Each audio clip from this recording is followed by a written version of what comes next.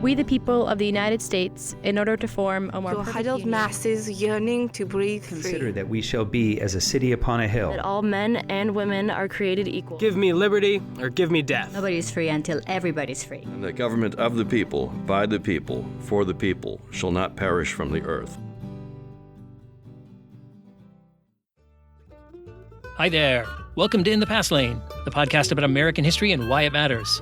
Brought to you by SBI, Snoring Beagle International, and coming to you from the Third Degree Studios located in central Massachusetts.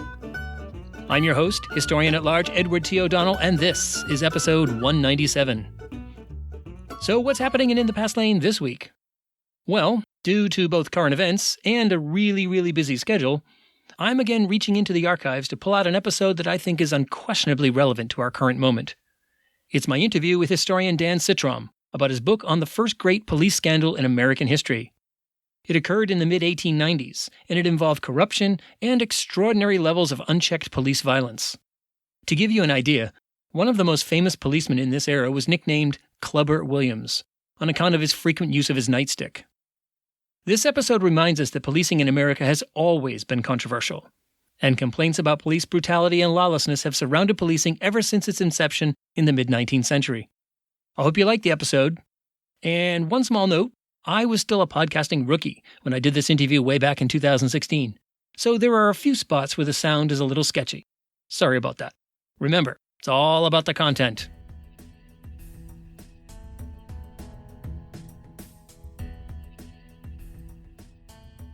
You know what Americans love almost as much as life, liberty, and the pursuit of happiness? Almost as much as apple pie, baseball, and puppies? Almost as much as lottery tickets, cosmetic surgery, and microwave popcorn? Scandals, of course. We love them. Can't get enough of them.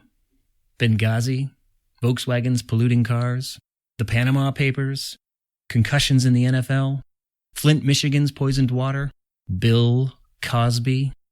And that's just a partial list of recent scandals. We also see the American obsession with scandals in pop culture. Scandals play a major role in many of our most popular TV shows in recent years. Where would The Good Wife be without Scandal? Or House of Cards? Where would Scandal be without Scandal? The latter, of course, is the aptly named show Scandal, starring Kerry Washington as Olivia Pope, a woman who runs a Washington, D.C. firm that helps people avoid scandal, or at least to minimize it. And Kerry Washington also starred in the recent historical drama Confirmation, that aired on HBO. And what was Confirmation about? Oh, the scandal-ridden confirmation hearings of 25 years ago regarding Clarence Thomas's nomination to the U.S. Supreme Court. Washington plays Anita Hill, the woman who accused Thomas of sexual harassment when she worked for him at the Department of Justice. The drama, the real one, and the one presented on HBO, had all the elements of a modern scandal: sex, pornography, race, powerful politicians, and massive media coverage. Hey, remind me, what movie won the Best Picture at the Oscars back in March? Yeah, that would be Spotlight, the movie about the sex abuse scandal in the Catholic Church. Yes, we love our scandals. But splashy, ugly scandals are nothing new in American history. From the colonial period to the present day, scandals have punctuated our history.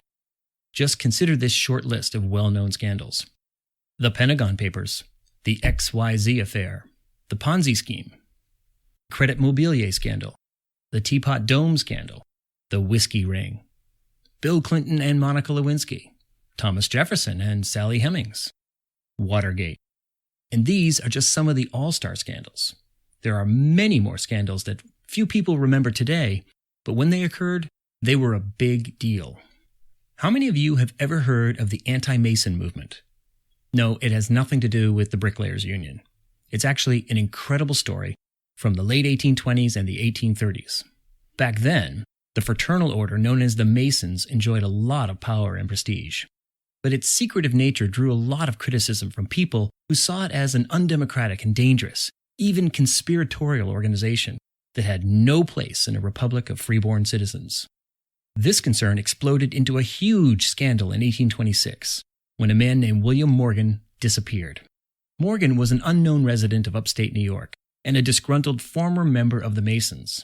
He apparently wrote a tell-all book about the Masons that he said exposed all of the organization's deep, dark secrets. But before it could be published, Morgan was seized in the middle of the night by a posse of men and never heard from again.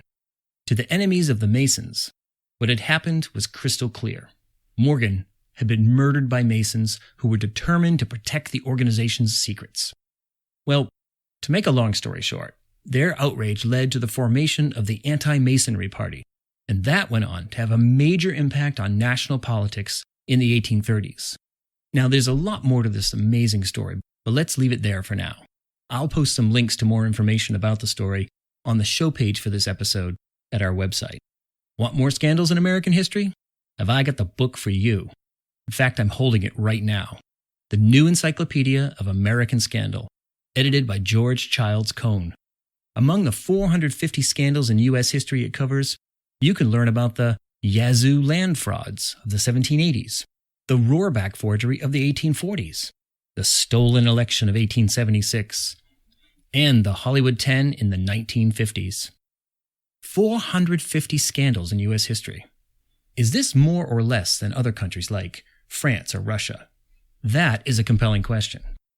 My sense, as a historian, is that American culture is probably more prone to identify and focus on perceived scandals than other countries. But that's just a hunch. I'm sure there's a political scientist out there who can provide the answer.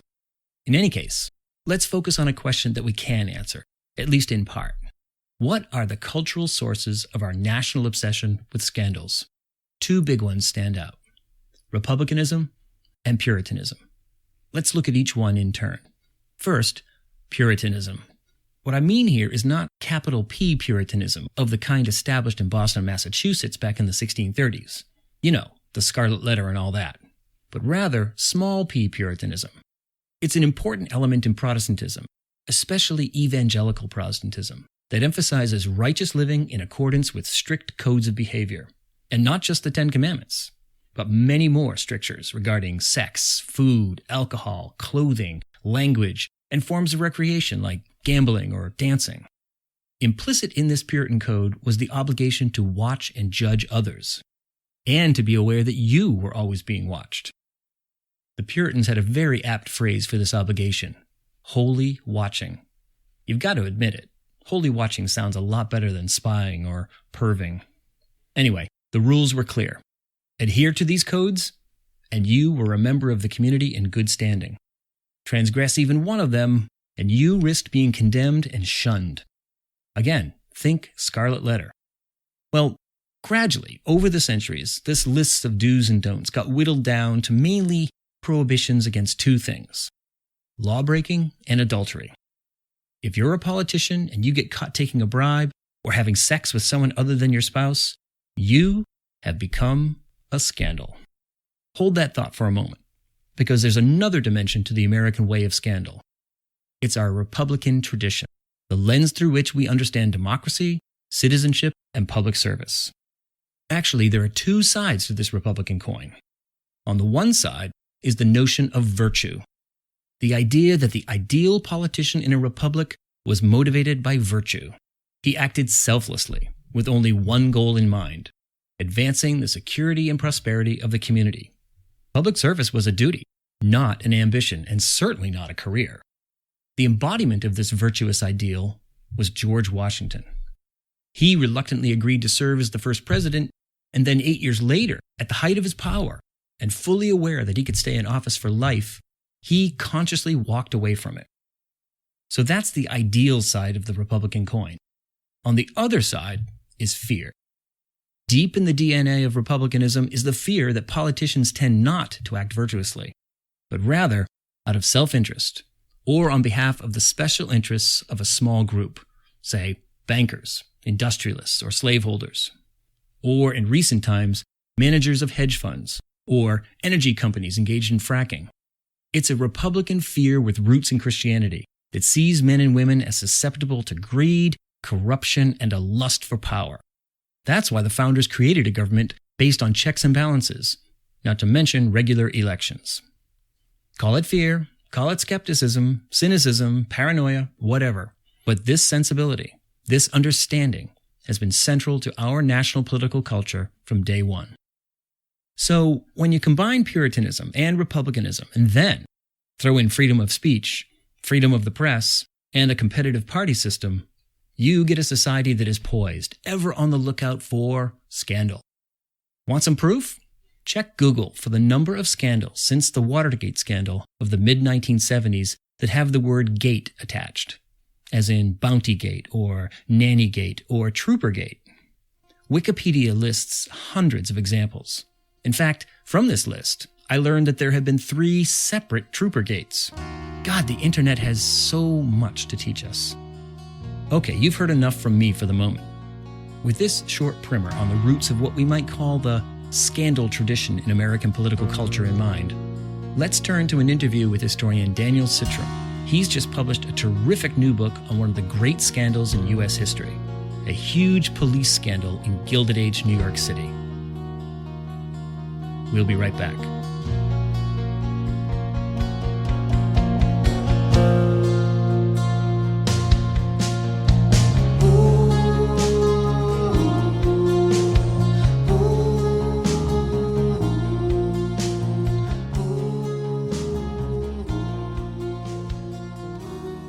Recently, I sat down with Daniel Czitrom, a historian at Mount Holyoke College, to talk about his new book, New York Exposed, the Gilded Age police scandal that launched the Progressive Era.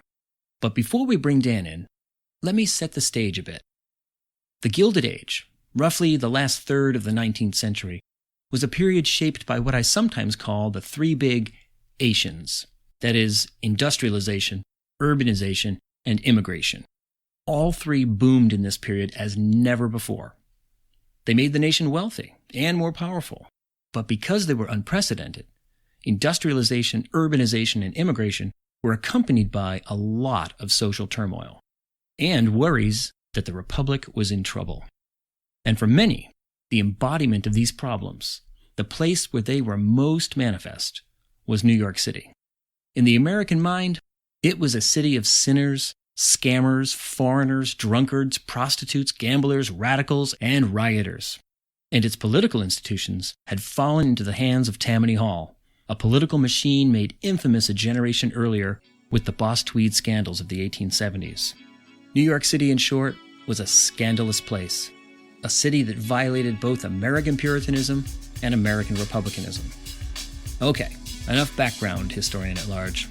Let's get to the interview.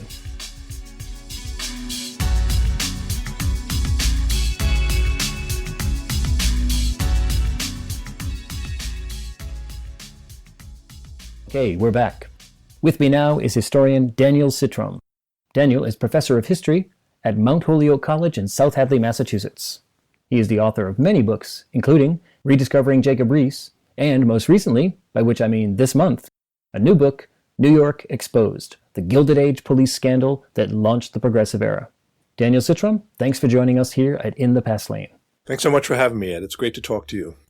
To get started, your book opens in the late winter, early spring of 1892 with the figure Charles Parkhurst. He's a minister in New York, and he's just delivered a blistering sermon that has attracted a huge amount of attention regarding the political establishment, the New York City Police Department, and allegations of tremendous corruption. And this sermon touches off an incredible scandal that leads to a major investigation. So why don't you help us out by setting the scene and explaining who Reverend Parkhurst was and why he's so angry? Well, Charles Parkhurst, who's really the protagonist, certainly in the first half of the book, really begins life in Western Massachusetts, and he's a pure product, really, of the towns and the farms and the schools of Western Mass. At the age of 20, in 1862, he enrolled at Amherst College. He graduated 4 years later, and Parkhurst drifted around for a while. Then he eventually drifted into the ministry. And in the mid-1870s, he took the pulpit at the old church on the hill in Lenox, Mass., which at that time was a small community of less than 2,000 people.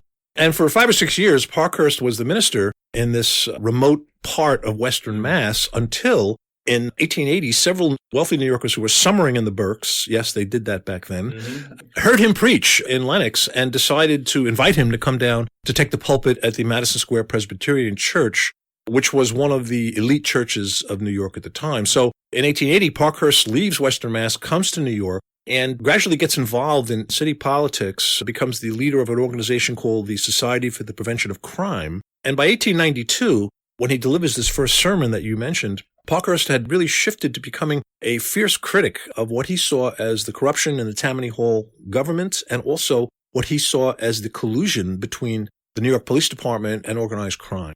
And so Parkhurst's challenge really to the city is to talk out loud about things that many people had talked about privately. That is to say, the bribery, the blackmailing, the cops essentially becoming managers of the vice economy. And by vice, you mean the usual sorts of things like illegal gambling, drinking after hours, prostitution.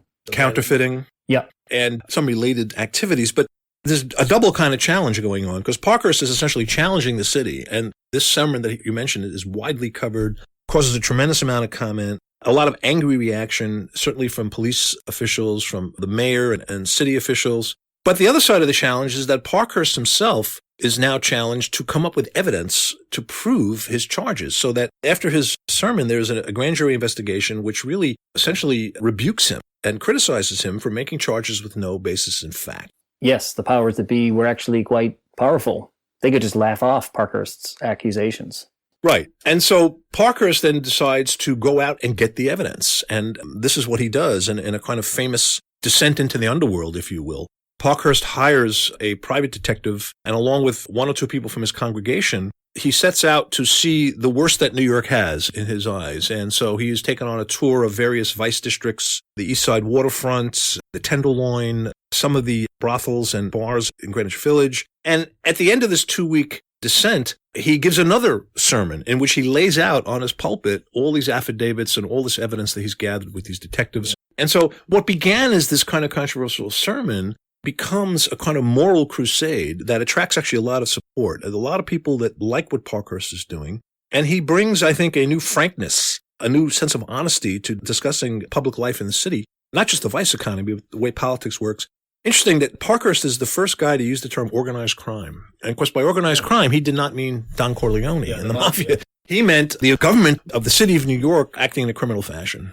Yeah, it's interesting because that's really what it comes down to. It's public officials colluding with people that fostered and presided over this vice economy, which was huge. And all this drinking and all this prostitution and gambling and so forth, rather than cracking down on it, which a moral figure like Parkhurst wants them to do, and that's allegedly what they're supposed to do, they manage it, as you say, and take huge payments for allowing it to take place and to flourish. Yeah, and you see, too, that Parkhurst really is bringing what he called civic Christianity. This was his vision, and this is what he had done in places like Lenox. I mean, we're a small town, the church is at the center of the community, and Parkhurst, I think, in his own mind, believed he could transplant that kind of civic Christianity to Midtown Manhattan. Mm-hmm. In some ways, it seems kind of laughable, but I don't think Parkhurst is a comic figure at all. I think he was very serious. And I think that he comes to New York at exactly a moment of enormous immigration, economic development, physical expansion of the city. And of course, it goes without saying that New York was a whole lot more complicated in ethnic, religious, and racial terms than Lenox was. And so when he's attacking what he sees as vice, or the vice economy, cop collusion, all that sort of stuff, he's taking on, it seems to me, some of the most powerful institutions in New York City. In the 1890s is the moment when Tammany really finally asserts its dominance as the representative of the Democratic Party, really until World War II. And, of course, the concerns that Republicans have is the growing urban vote, and there is a more or less relentless campaign to demonize Tammany, mainly because they're so successful, I think. Yeah, if you're concerned about immigration and concerned about labor activism and the restive masses, and there's a lot of strife in the Gilded Age, thousands of strikes and many big riots. Yep. You see Tammany in some ways as the empowerment of those people. And that's usually how they're demonized, as a political organization that's only powerful because it's somehow found a way to harness this power of the filthy and dangerous masses. That's exactly right. So the political aspects of all this are really complicated and important. I'm not sure that Parkhurst was that concerned about this stuff, at least in the beginning. So he has his moment where he makes his accusations, and then he realizes he has to get evidence. He goes undercover, and there's a lot of hilarity and humor associated with this endeavor because here's this upright and puritanical minister going into the brothels, into the sex shows, into all the vice that New York City has to offer. And people ridicule him for it. I mean, they say, oh, sure, you called it research, but we suspect you were enjoying yourself. Yet, he does gather all this factual information, hands it off to public officials, and the next thing you know, this laughable puritanical minister has launched what becomes the famous Lexow investigation. Yeah, and I think that the transition is important because what Parkhurst is doing, it seems to me, is engaging in a moral crusade. He's trying to rouse the conscience of New York. And to his credit, he's also trying to move away from the extraordinary amount of anti-Catholic bigotry, the anti-immigrant sentiments. And Parkhurst is saying, look, a reform movement's got to be open to Catholics, to Jews, to everybody. And that was actually quite a different kind of take than most people had.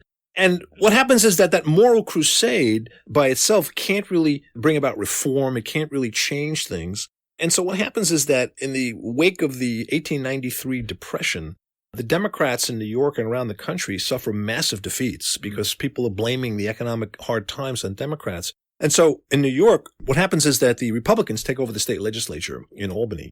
And it's a time-honored tradition, of course, of Republican-dominated committees in Albany coming down to investigate New York City. There have been a few of these during the Gilded Age, but there had never been an investigation like the one that I read about, which is called the Lexow Committee, after its chairman, Clarence Lexow, who was a state senator from Nyack. So in early 1894, the state Senate appoints this select committee, and in March of 1894, they begin their investigation, which takes about 10 months to complete. So it moves from this kind of moral crusade run by Parkhurst to something very, very different, which is a political investigation that's got a real partisan agenda. That is to say, the committee is dominated by Republicans, and they are looking to embarrass Democrats as much as they can. Because it's a real power struggle. Upstate Republicans never liked the downstate big city masses and the Democratic Party. And it's no accident that the first couple of months of the Lexow Committee basically are a big yawn. That not much attention is being paid. The newspapers are sort of making fun of it. And that's because the first couple of months were focused on allegations of vote fraud, which had become part of the sort of ritual of American politics. I suggest that the issue of vote fraud in the Gilded Age was a little bit like the bloody shirt, you know. Instead of waving the history and the record of the wounded and dead in the Civil War, Republicans waved the bloody shirt of vote fraud, in which they claim that Tammany is in power only because of fraudulent voting, illegal registration, and so on. And I think that's been wildly overstated. I think it was part of the partisan rhetoric of the day. And like, legitimizing. And you know, you think about today. I mean, I think that whenever you hear the cry of vote fraud, you can usually be sure that vote suppression is also taking place. Right. And that's certainly true today. And it was certainly true back then. So the first couple of months of the hearings are really warmed over allegations about illegal voting, registration, dirty tricks, which of course both sides engaged in. Mm. But things really get interesting in June of 1894 when the lead counsel for the investigating committee is changed, and the new lead counsel, John Goff, really an interesting character, Irish immigrant, lawyer, self-made attorney, a bitter opponent to Tammany Hall, also active in the Irish nationalist circles. Goff becomes the lead attorney, and he really reshapes the investigation so that it focuses much more closely and deeply on the question of police collusion with vice and opening up the whole world of the underside of New York's economy, which was really sort of something that had not been talked about publicly before this. Certainly not in the kind of detail that comes out in the Lexow Committee hearings. No. And so you start bringing up people to testify, prostitutes, brothel keepers, saloon keepers, and all of a sudden the newspapers are filled with these detailed accounts of how prostitution works, how the cops get paid off, why women enter the business. And it also challenges a lot of the sort of sentimental Victorian ideas about all prostitutes being fallen women and being victims of seduction. Turns out that a lot of these brothel keepers were very, very smart. It was one of the few areas of business that a woman could be in. It's a route of upward mobility. Mm. And also, it flies in the face of what people thought they know about prostitution. For example, the idea that many women become prostitutes because of broken families. Well, the testimony of a number of these brothel keepers suggests quite the opposite. Some of them went into it in order to keep their family together. So this begins to shift the direction of the Lexow investigation, and into June and July, Goff is calling all kinds of people, some of them totally unknown, but some of them quite well known. So by the end of the summer, 1894, the Lexow Committee has really achieved this kind of prominence. The coverage is not only in New York, it's getting national coverage. It's almost on a par with Watergate, you know, a big national scandal, the kind we're used to these days. But it's really the first of its kind. In fact, I argue that it is the first modern sensational political investigation. And part of that has to do, of course, with the power of the New York media. New York as a media capital has already been established. But by the 1890s, there had been another revolution in newspapering. People like Joseph Pulitzer, later on William Randolph Hearst and Adolph Oakes at the Times are going to even do more. But Part of my argument is that the Lexow Committee becomes such a national, even international event because of the intense coverage of the New York media and its power around the country. It's interesting. It's a story that probably most people have never heard of unless they're really interested in New York City history. But in its day, the Lexow Committee hearings were an enormous scandal with a capital S. Right. And so the committee calls 700-something witnesses, and all of this lurid and sensational testimony is taken, and then what happens? It's complicated by the fact that as the hearings start again in September after the summer recess, there's a political contest going on for the mayor of New York. And one of the things that the Lexow Committee does is it makes people realize that it would be possible to defeat Tammany Hall in the election by running what was called a fusion ticket. That is, there had to be a kind of coalition, yes, between Republicans, anti-Tammany Democrats, good government reformers, the emerging people coming out of the emerging world of social work and the settlement houses. They are all looking to unite against Tammany. And so as the hearings are going on, there's a parallel political story that's happening. Many people want Parkhurst to run for mayor. He's not interested. Other people wanted John Goff, the attorney, to run for mayor. He's not interested. They wind up settling on William Strong, who was a fairly well-known Republican businessman. At any rate, the election campaign is building. The Lexow Committee is going to a climax. In November, Tammany Hall is defeated, and the fusion candidacy of William Strong wins. And this is seen as a tremendous breakthrough, not only in New York, but around the country. Yes, they really see it as a win for the forces of right, morality, and propriety. And they're thinking, finally, we have our big victory in New York City, and it's certain to have a ripple effect nationally. That's right. Meanwhile, the investigation after the election continues, and the issue of how we're going to reform the police department keeps getting put off. Until finally, in December, Goff and the committee hear from some of the biggest police officials. Alexander Clubber Williams, the well-known inspector, he's sort of like the second most powerful guy. And then later, Thomas Burns, who was a superintendent and the most well-known detective in America. And a number of other cops who testify and really essentially lay out on the table how things went on. That, if you wanted to get promoted to captain, you had to basically come up with $15,000, which in those days was close to $500,000 today. Most people did that by getting their friends to contribute. Some of the other captains who testified laid out the system, how it worked in terms of collecting of money and how the money gets moved up from the wardman to the captain to the inspector and so on. But the other thing that comes out here, which I think is very important, with people like Burns in particular and Inspector Williams, that is the brass. These guys turn out to be very wealthy. Burns sort of shocks people by it in the last day of testimony saying, well, he's worth $350,000, which would be about $9 million today. Yeah, not bad for a police. How do you get that money? What his testimony shows, though, very clearly, and I get into this, is that the money is not coming from $5 from prostitutes or $10 from a saloon keeper to stay open after hours. The big money is coming from the alliance between these police officials and people on Wall Street. In Burns's case, Cornelius Vanderbilt and later Jay Gould both invested money for him and made him a tremendous amount.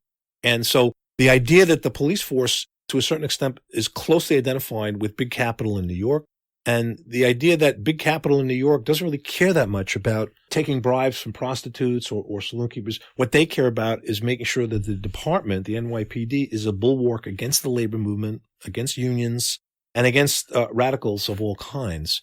What's interesting is if you back it up a few decades, you see that policing is actually a new thing. Modern professional police forces are created in the 1840s and 1850s, and there's a lot of pushback and serious criticism of them as an alien and dangerous institution, a real threat to Republican liberty. That's right. And so the police face a challenge, and we can really see this a lot in the Gilded Age. It's a challenge to legitimize themselves, to prove that they are actually part of the establishment. And a primary way in which they do this is to crack down on labor and strikes and really any form of urban disorder. That's right. And that's exactly right. And it's especially true. Your point is when you think about the enormous upheaval of the Depression of 1893-94, because among other things, you have a tremendous increase in the number of unemployed. You've got a lot of protest, agitation, rabble-rousing happening, particularly in places like the Lower East Side. And the way that the cops are always trying to deflect charges of corruption, charges of blackmail, charges of neglect of duty, is to invoke their historic role as the maintainers of social order, the protectors of social order in America. But in 1893-94, the cops are really wailing against people like Emma Goldman, who they throw in jail for allegedly inciting riot. Famous radical. Right, the charismatic anarchist. She's 25 years old at the time. She's got the city of New York in the palm of her hand. They're so afraid of her.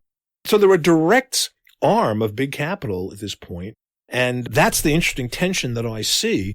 In the summer of 1894, while the Lexow Committee is in recess, one of the big events happening across the country, of course, is the American Railway Union strike led by Eugene Debs. And there's a tremendous amount of fear in New York that the strike's going to spread to the east. And the police in these moments are always taking the side of order. Thomas Burns fancies himself an expert on anarchism. This is how they try to deflect all these charges that people like Parkhurst. So everybody essentially appears before the Lexow Committee, and it indicts 40 policemen, including a few higher-ups, and then... To be more precise, the Lexow Committee is an investigating committee of the state Senate, so they don't have the power to indict. These are not trials. These are open hearings, right. But the open hearings do lead to some grand jury indictments and some prominent court cases. And there are, in fact, as you say, about 40 some odd police, including patrolmen, detectives, inspectors, captains, who are indicted and in some cases tried and convicted. But within a couple of years after all these trials, there's not a single person who is in jail as a result of Lexow revelations. And why is that?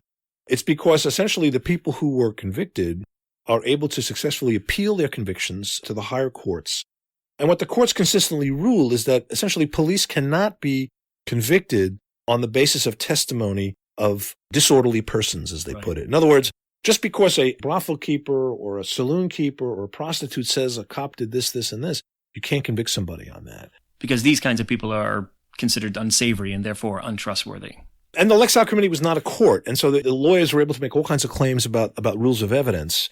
So what's interesting to me is that this starts, I think, a long history of the difficulty of of convicting and cops who were acting illegally.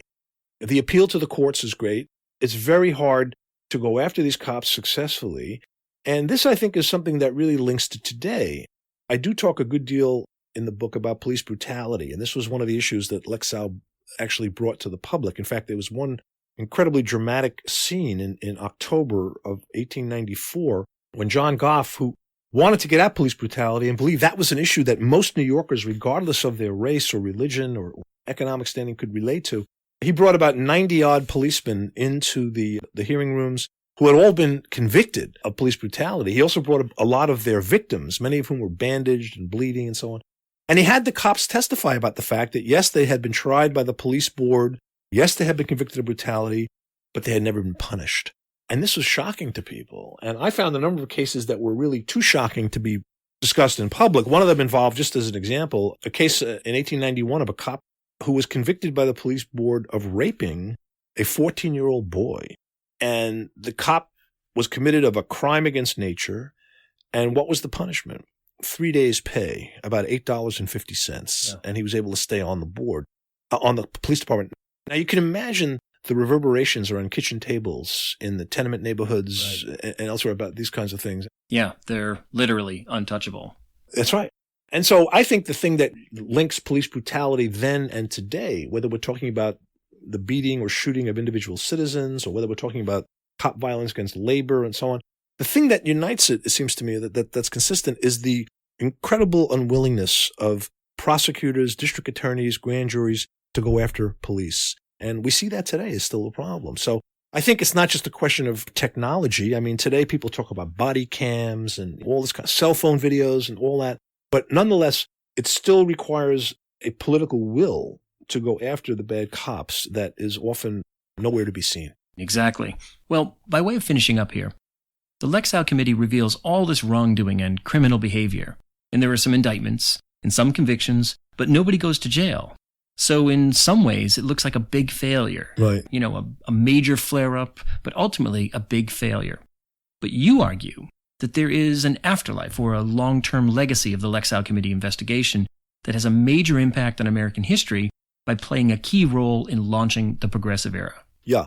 I call it the Lexow effect. And what I'm trying to suggest here is that the Lexow Committee investigation and also Parkhurst's crusade that preceded it really provide an important template or model for a lot of progressives. So to break that down, the whole idea that you really have to get evidence, you have to find evidence of the wrong that you're trying to right and put it out there before the public.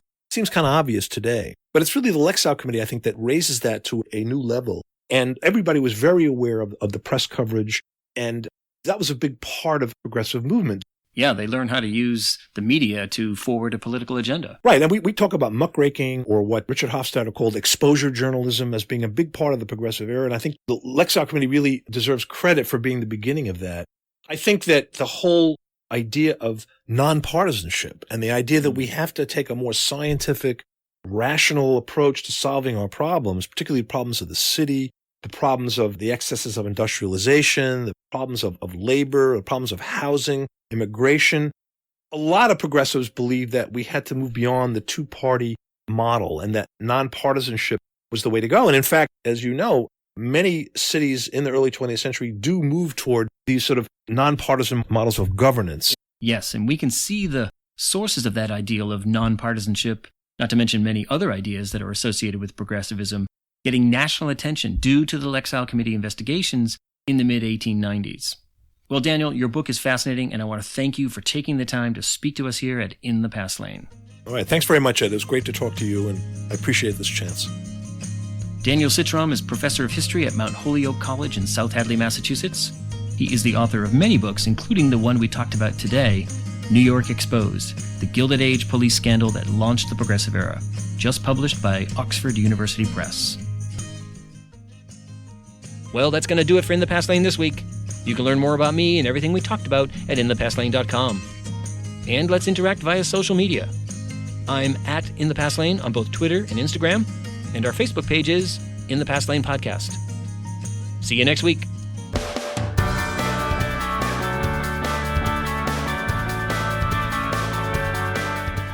SBI, Snoring Beagle International.